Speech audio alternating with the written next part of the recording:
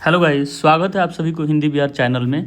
आप ट्वेल्थ की तैयारी कर रहे हैं तो ये इकोनॉमिक्स का क्वेश्चन आपके एग्ज़ाम के लिए बहुत ज़्यादा वीवीआई रहेगा।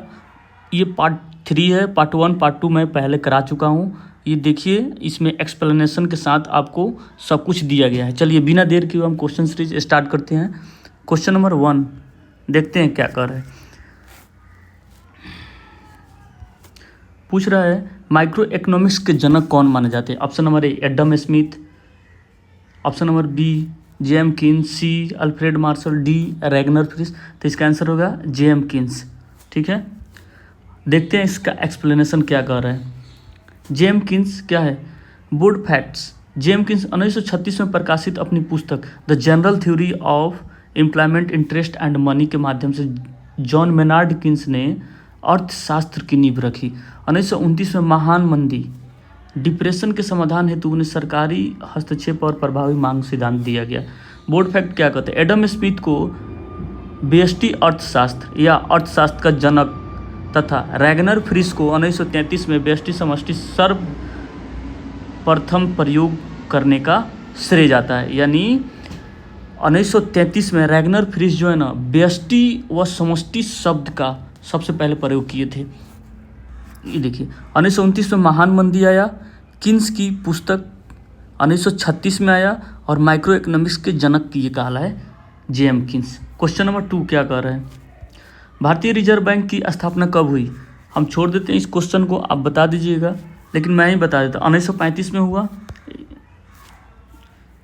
1 अप्रैल 1935 में रिजर्व बैंक की स्थापना हुई।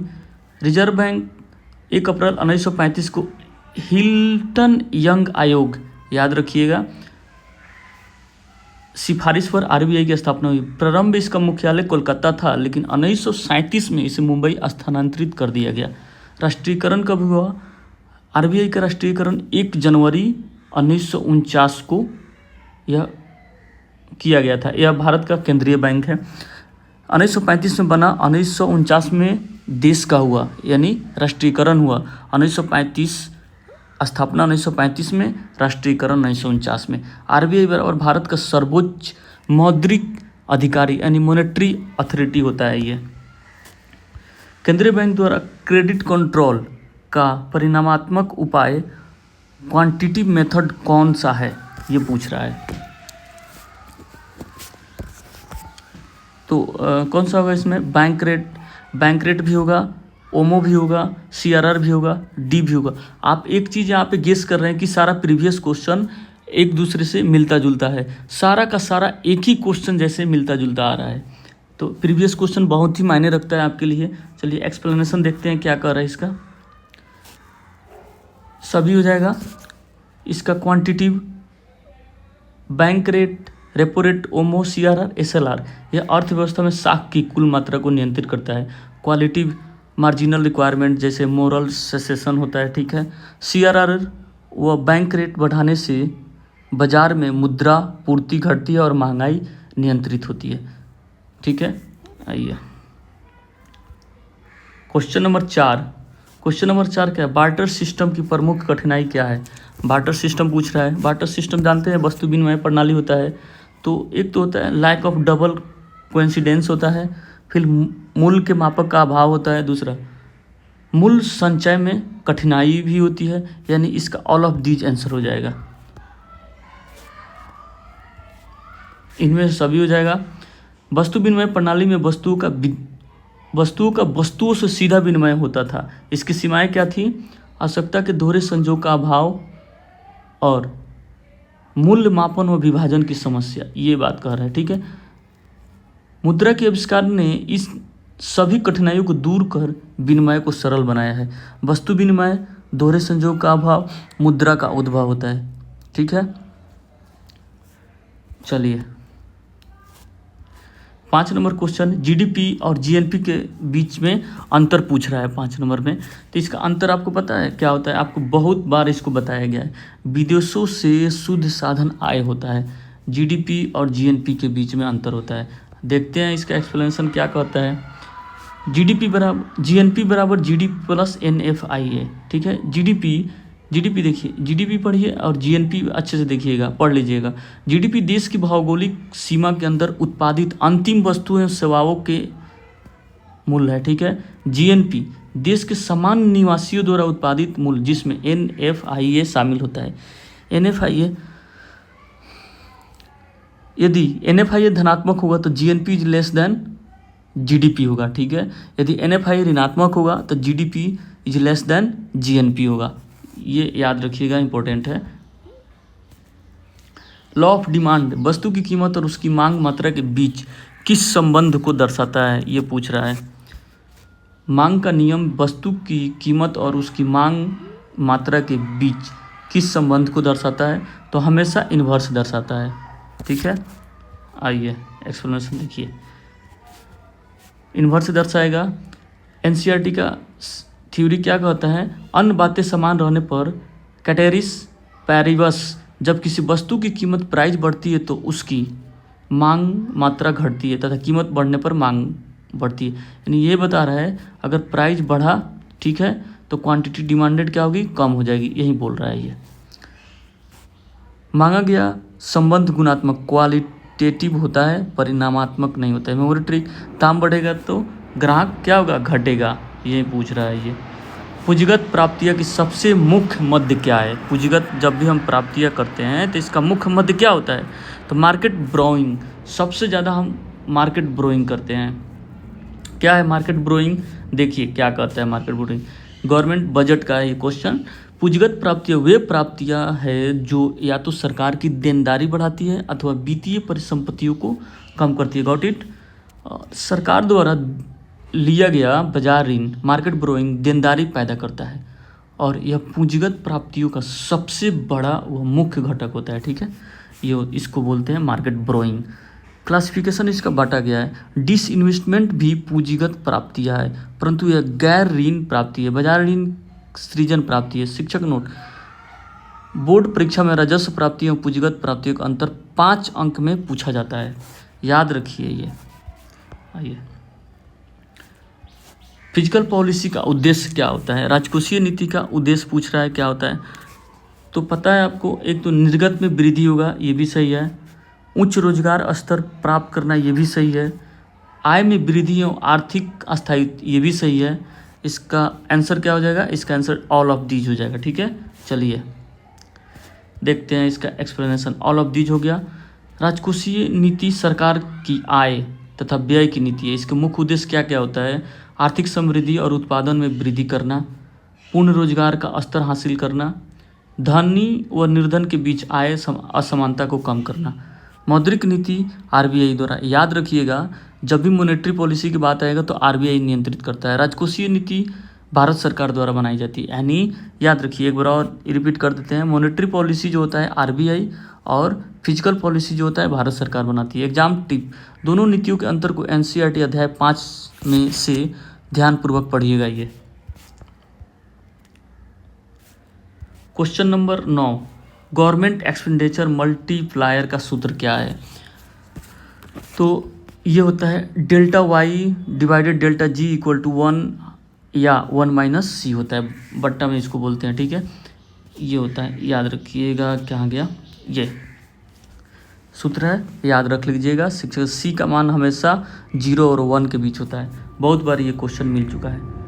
क्वेश्चन नंबर 10 क्या कहता है, बैलेंस बजट मल्टीप्लायर का मान कितना होगा। तो अभी तो बताया मैं, बैलेंस बजट का मान कितना होगा, 1 होगा। कैसे होगा 1, देखिए, संतुलित बजट गुणक बराबर व्यय गुणक प्लस कर गुणक होता है, ये इसका फॉर्मूला होता है।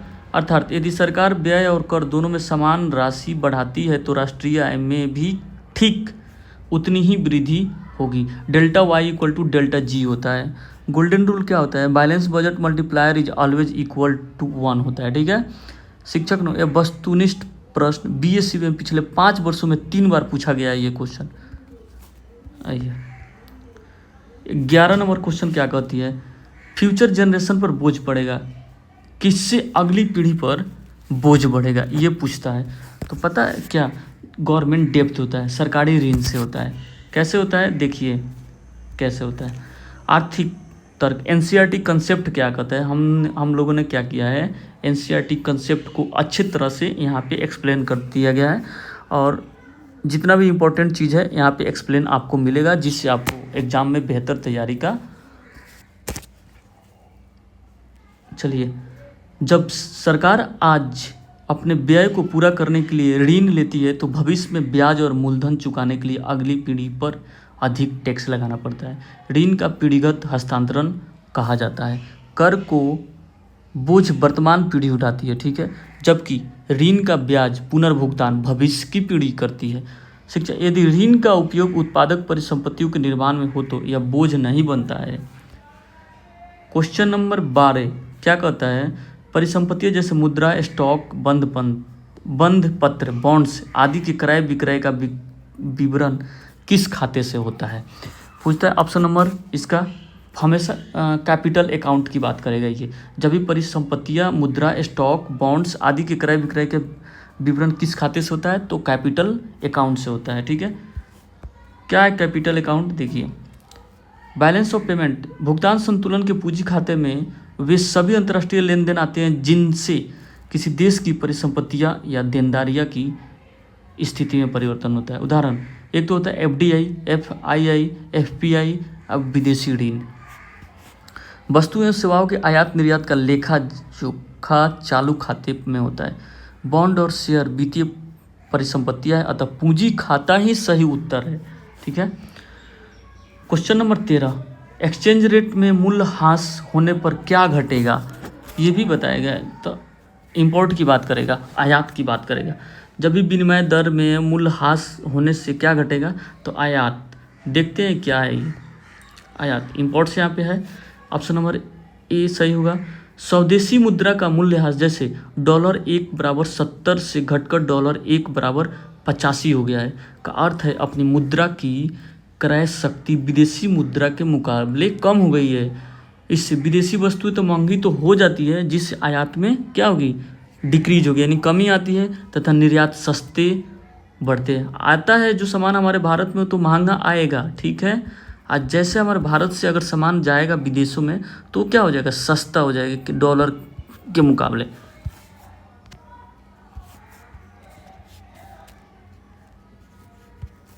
सॉरी, ये बात कर रहा है, ठीक है।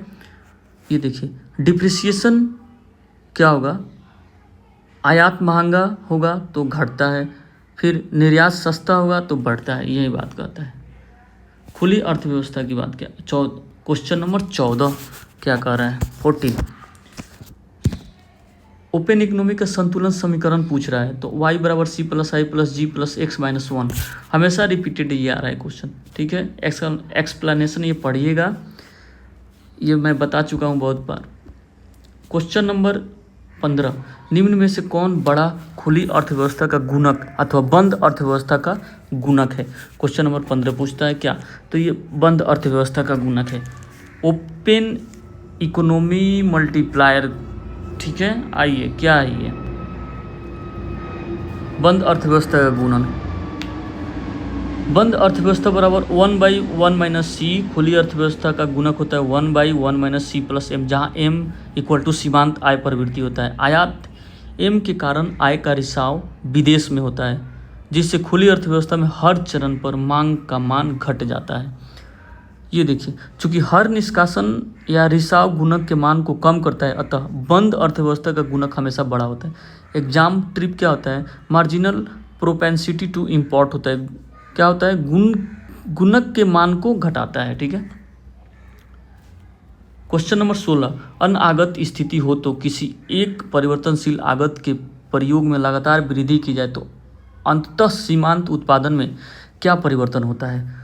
क्वेश्चन नंबर 16 क्या कहता है, देखिए ये पढ़ लीजिए क्या कहता है।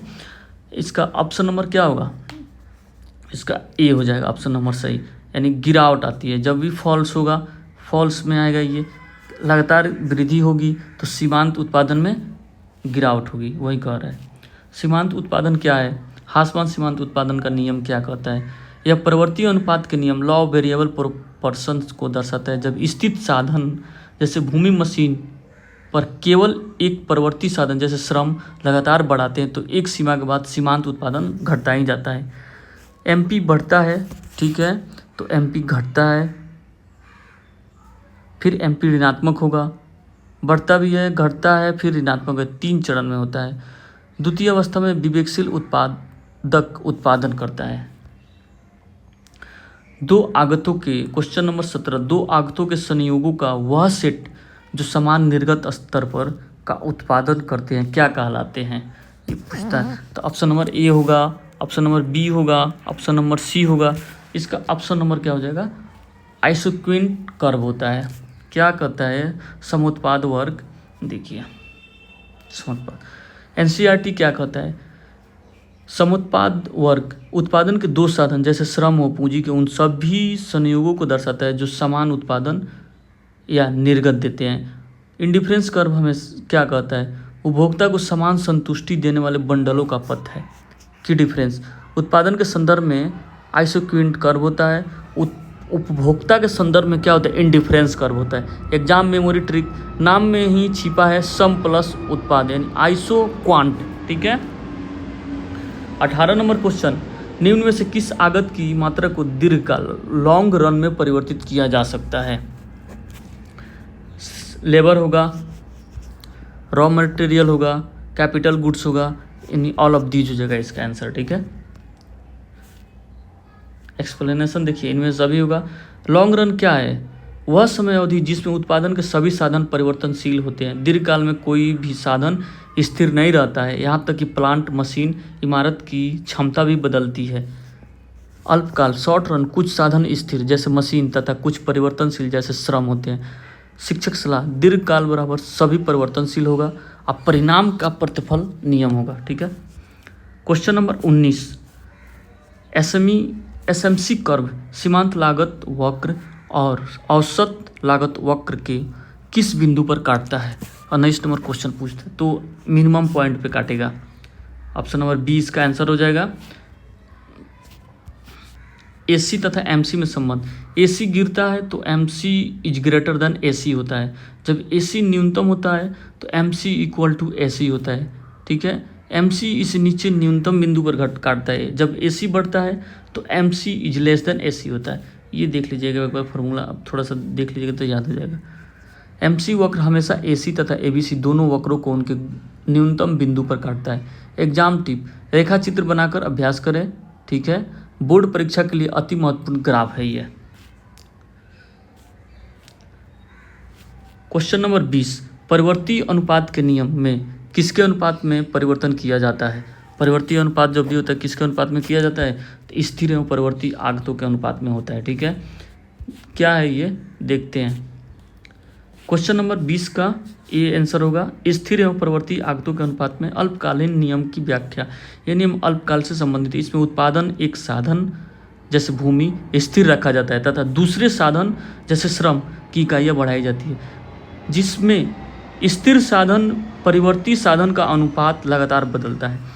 इसी कारण इस नियम को बदलते अनुपात को लॉ ऑफ वेयरिंग प्रोपोर्शन भी कहते हैं। यह दीर्घकाल नियम पैमाने के प्रतिफल से भिन्न है, ठीक है, भिन्न है। क्वेश्चन नंबर 21, यदि उत्पादन के सभी कारकों में टी गुना वृद्धि की जाए जिससे कुल उत्पादन में ठीक टी गुना वृद्धि हो तो इसे क्या कहेंगे। ऑप्शन नंबर इसका हम क्या होगा, option number C constant return to scale होगा। एक्सप्लेनेशन देखते हैं 21 नंबर क्वेश्चन का। कांस्टेंट रिटर्न टू स्केल होगा यदि फलन यदि निर्गत इज लेस देन टी वर्धमान IRS, यदि निर्गत इक्वल टू टी गुना स्थिर CRS, यदि निर्गत इज ग्रेटर देन टी। ये इसका फॉर्मूला है, थोड़ा देख लीजिएगा। प्रैक्टिकल एग्जाम में क्या होता है, प्रैक्टिकल एग्जाम्पल साधन 100% बढ़ाएं और उत्पादन भी ठीक 100% ही बढ़ेगा, कांस्टेंट रिटर्न्स ये बोलता है। यह कॉब डगलस उत्पादन फलक का एक मानक गुण है। आइए क्वेश्चन नंबर 22 नंबर क्या कहता है, जैसे जैसे आउटपुट में वृद्धि होगी शुरू में अल्पकाल सीमांत लागत में क्या परिवर्तन होगा। 22 नंबर पूछता है ये, तो हमेशा फॉल्स में आएगी। इसके पहले भी क्वेश्चन मिला था। क्वेश्चन नंबर 22 का आंसर होगा गिरावट आएगी, डिक्रीज इनिशियली होगा। क्या है, शुरुआत में वर्धमान प्रतिफल इंक्रीजिंग रिटर्न्स लागू होने के कारण अतिरिक्त इकाई बनाने की लागत घटती है, अतः एसएमसी वक्र प्रारंभ में नीचे गिरता है, न्यूनतम बिंदु पर पहुंचता है और फिर ऊपर बढ़ता है। एसएमसी क्या है, एसएमसी का आकार अंग्रेजी के यू अक्षर जैसे होता है। शिक्षक नोट, प्रारंभिक गिरावट परिवर्ती अनुपातों के नियम की प्रथम अवस्था के कारण होती है। क्वेश्चन नंबर 23 क्या कहता है, निम्न में से कौन सा समीकरण पूछ रहा है कि कौन सा सही है। ए बी बराबर टी वी सी बटा क्यू, ये भी सही है। टी वी सी बराबर A B C into Q, ये भी सही है। ए सी बराबर टी सी बट्टा क्यू, ये भी सही है। यानी इसमें से ऑल ऑफ दीज हो जाएगा सही, ऑल ऑफ दीज हो गया। ए बी सी औसत परिवर्ती लागत बराबर टी वी सी बट्टा क्यू, बिल्कुल सही है। टी वी सी कुल परिवर्ती लागत A B C into Q, A का ही रूप है, और ए बी सी लागत टी क्यू बट्टा टी सी बट्टा क्यू, बिल्कुल ये भी सही है। ठीक है, नोट कर लीजिए, टी सी बराबर T F C plus T V C तथा ए सी बराबर A F C plus A B C भी याद रखें। बिहार बोर्ड न्यूमेरिकल्स में इन बेसिक सूत्रों की जरूरत पड़ती है। ठीक है, क्वेश्चन नंबर 24 सीमांत क्वेश्चन नंबर 24 में निम्न में से कौन सा वक्र किस वक्र को उसके न्यूनतम बिंदु पर काटता है। तो सीमांत लागत वक्र, कुल लागत वक्र नहीं होगा, सीमांत लागत वक्र, स्थिर लागत ये भी नहीं होगा। इसका ऑप्शन नंबर बी हो जाएगा, सीमांत लागत वक्र औसत लागत वक्र को। क्या है ये, एनसीईआरटी क्या कहता है, ग्राफ नियम, सीमांत लागत वक्र हमेशा नीचे से उठते हुए औसत लागत वक्र एवं औसत परिवर्तनशील लागत वक्र को उनके न्यूनतम बिंदुओं पर काटता है। एम सी इक्वल टू ए सी होता है तब औसत लागत अपने न्यूनतम स्तर पर होती है। यह प्रश्न घुमाकर पूछा गया है। क्वेश्चन नंबर 84 और 89 का कंसेप्ट समान है। ठीक है, 25 नंबर देखिए, क्वेश्चन नंबर क्या कहता है, फर्म की कुल संप्राप्ति एवं कुल लागत का अंतर क्या कहलाता है। ऑप्शन नंबर ए क्या कहता है, सीमांत लागत। ऑप्शन नंबर बी औसत परिवर्ती लागत। ऑप्शन नंबर सी न्यूनतम औसत लागत। यानी ऑप्शन नंबर इसका डी होगा, क्या होगा, प्रॉफिट में जाएगा हमेशा। ठीक है, ये नहीं होगा, ये नहीं होगा, ये नहीं होगा, ऑप्शन नंबर डी इसका आंसर होगा। क्या कहता है, profit pi equal to T R minus T C होता है। जब कुल संप्राप्ति कुल लागत से अधिक होती है तो फर्म आर्थिक लाभ प्राप्त होता है। T R is less than T C क्या हो गया, सुपर नॉर्मल प्रॉफिट होगा। ठीक है, टी आर बराबर T C break even point होगा, और T R is greater than T C loss होगा। शिक्षक सलाह, समान लाभ स्थिति को सम विच्छेद बिंदु कहते हैं। क्वेश्चन नंबर 26 देखते हैं, व्यापारिक बैंक के जमा डिपॉजिट पर ब्याज की दर की अपेक्षा ऋण ब्याज की दर क्या होती है, ये पूछ रहा है व्यापारिक बैंक की। तो ऑप्शन नंबर क्या होगा इसका, अधिक होती। व्यापारिक बैंक के जमा पर ब्याज की दर की अपेक्षा ऋण पर ब्याज की दर क्या होती है, हाइयर होती है। क्या होता है ये देखिए, अधिक होती है। ठीक है, व्यापारिक बैंक जनता से जमा स्वीकार करने पर कम ब्याज देते हैं, बोरोइंग रेट, और ऋण देने पर अधिक ब्याज दर वसूलते हैं, लैंडिंग रेट बोलते हैं इसको। इन दोनों ब्याज दरों के अंतर को स्प्रेड कहा जाता है, जो बैंक की मुख्य आय व लाभ होता है। Banking concept, spread equal to lending rate minus deposit rate होता है। शिक्षक, इसी मार्जिन से बैंक अपने प्रशासनिक खर्चे और लाभ निकालता है। ठीक है, यदि आरबीआई को उच्च शक्तिशाली मुद्रा में वृद्धि करनी है तो वह क्या करेगी, ये पूछता है क्वेश्चन नंबर 27। तो क्या करेगा, परचेजिंग सिक्योरिटी को केयर करेगा। ठीक है, परचेजिंग सिक्योरिटी क्या है देखिए, 27 का ऑप्शन नंबर ए सही होगा। ओमो हाई पावर्ड मनी होता है। ठीक है, गवर्नमेंट सिक्योरिटी होता है, ये ऑप्शन नंबर ए सही होता है। जब आरबीआई खुले बाजार में प्रतिभूतियों को खरीदता है तो वह बैंकों तथा जनता को नगद भुगतान करता है।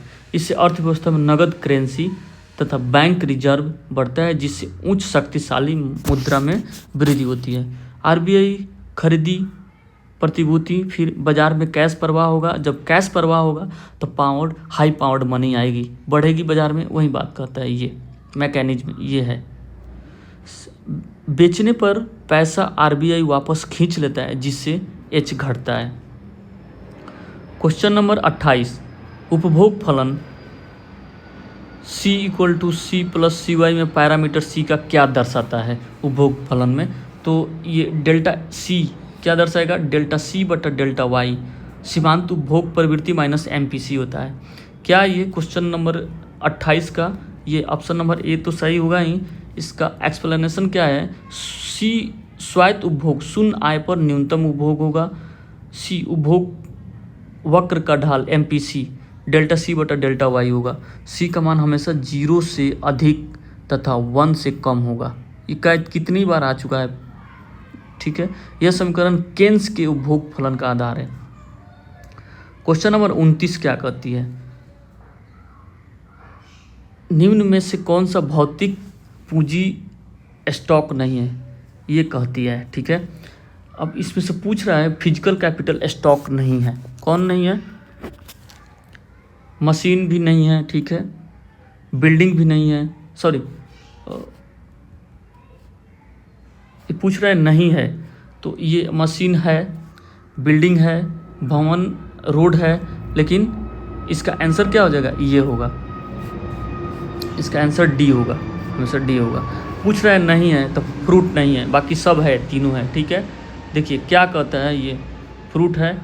भौतिक पूंजी की पहचान, फिजिकल कैपिटल वे टिकाऊ मानव निर्मित साधन जो भविष्य में उत्पादन प्रक्रिया में सहयोग करते हैं, जैसे मशीन, कारखाने की इमारत, सड़कें, पुल आदि। फल एक शीघ्र नष्ट होने वाली कंज्यूमर गुड है, पूंजीगत स्टॉक नहीं है।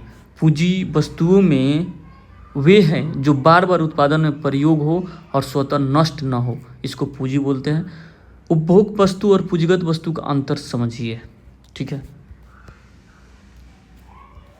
आय निर्धारण समीकरण में कौन स्वायत्त पद है, ये पूछ रहा है 30 नंबर। तो सी ऑटोनोमस कंजम्पशन, सी बात करता है। जी एवं टी गवर्नमेंट स्पेंडिंग टैक्स और ऑटोनोमस इन्वेस्टमेंट, यानी ऑल ऑफ दीज हो जाएगा इसका। ऑटोनोमस टर्म्स वे पद हैं जिनका मान राष्ट्रीय आय के स्तर पर निर्भर नहीं करता है, बल्कि बाहरी नीतिगत या स्थिर घटकों द्वारा निर्धारित होता है। इस समीकरण में ऊपर सी, आई, टी तथा जी मान दर्शाते हैं।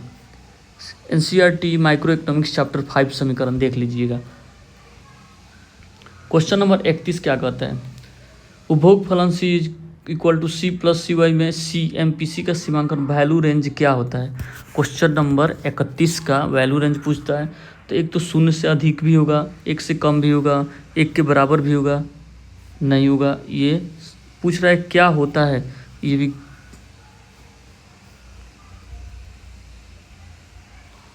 नहीं होगा, नहीं होगा, नहीं होगा। ऑप्शन नंबर डी हो जाएगा, 0 से अधिक परंतु 1 से कम। 0 is greater than C is greater than 1 होगा इसका आंसर। क्वेश्चन नंबर 31 का डी आंसर हो जाएगा। किन्स का मनोवैज्ञानिक नियम क्या कहता है, किन्स के मनोवैज्ञानिक उपभोग नियम के अनुसार जब आय बढ़ती है तो उपभोग भी बढ़ता है, लेकिन उपभोग में वृद्धि आय में वृद्धि कम होती है। 0 is greater then MPC is greater than 1 होता है, ठीक है। आर्थिक लोग बढ़ी हुई आय का न तो 100% खर्च कर देते हैं और ना ही 0%। एक्सट्रीम केस में क्या होता है, एमपीसी इक्वल टू 0 होता है, पूरी बढ़ी आय बचानी है।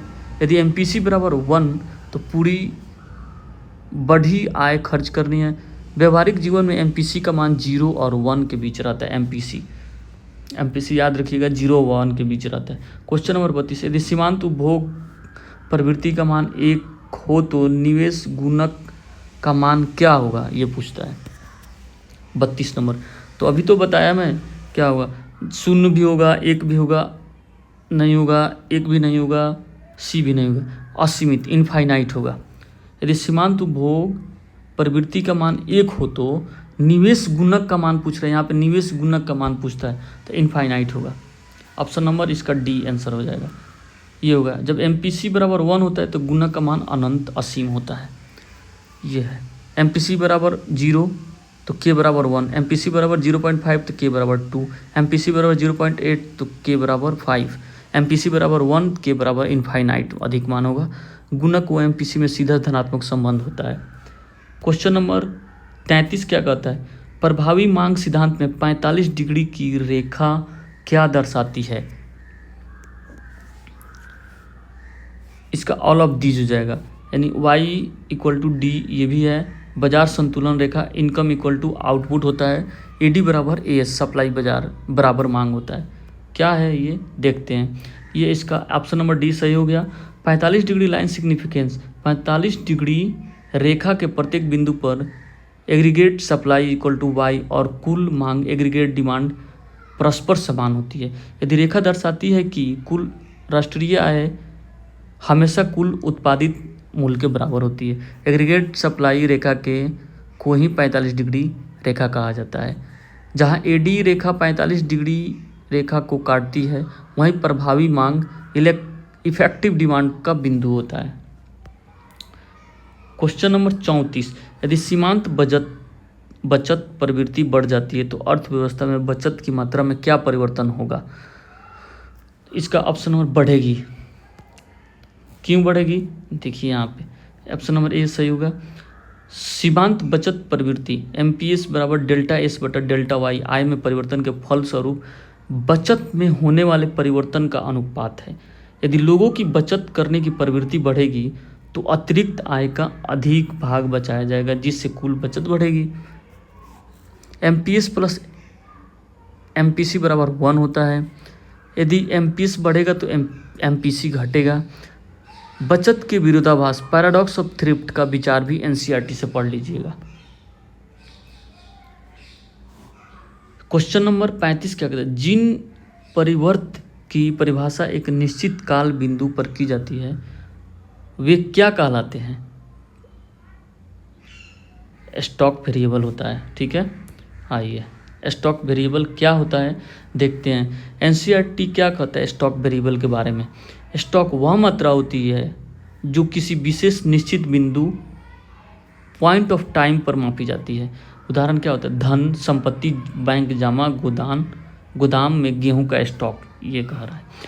और वह मात्रा पीरियड ऑफ टाइम की बात करता है। फॉलो क्या करता है? पीरियड ऑफ टाइम, जैसे आय, व्यय और ब्याज, लाभ की बात करेगा। मेमोरी ट्रिक, टंकी का पानी स्टॉक करेगा और नल से बहता पानी पीरियड ऑफ टाइम करेगा। यानी यह 12वीं परीक्षा बोर्ड में 2 अंक का अति महत्वपूर्ण अंतर है, याद रखिएगा। चलिए, अगर पसंद आए तो आप क्या कीजिएगा, सबसे पहले लाइक कर दीजिएगा, शेयर भी कर दीजिएगा, सब्सक्राइब भी कर लीजिएगा। पीडीएफ अवेलेबल इन टेलीग्राम पर है, आप हमारे टेलीग्राम से जुड़ जाइएगा। किसी भी चीज़ को अगर सुधार करना चाहते हैं तो आप कमेंट करके बता दीजिएगा। बहुत बहुत धन्यवाद। नेक्स्ट सीरीज हम स्टार्ट करेंगे, ठीक है।